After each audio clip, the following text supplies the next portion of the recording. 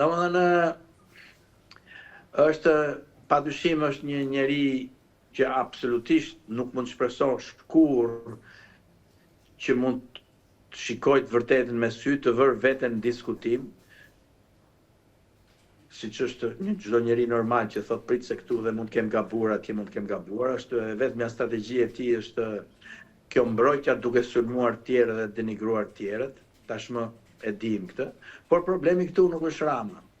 Problemi është çfarë instrumentash kemi ne për ta kontrolluar këtë njeri që tashmë ka dalë hapur që është kapobanda e asaj partije, sepse me që folën për vitin, apo jo, viti ka filluar me arrestimin e Erion Velis, pak a shumë, me sa mbaj mend ishte nga shkurti, apo jo? Nuk e di ende, ka thënë zoti Rama, se për çfarë akuzohet Erion Velia dhe për çfarë mbahet në burg, në të njëjtën kohë kur qyteti ka nevojë për kryetarin e bashkisë.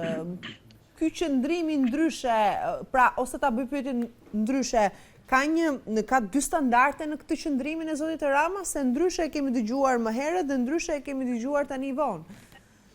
E kemi dëgjuar edhe më ndryshe akoma, kur tha për Arben Ahmetajn që është treguar shumë e butë prokuroria, se po t'isha unë do e kisha bërë namin. Apo jo? Pra, Rama nuk duhet marrë seriozisht sipas interesave, sipas frikrave, rreziqeve, situatave, ndron flamur për një herë, kjo dihet.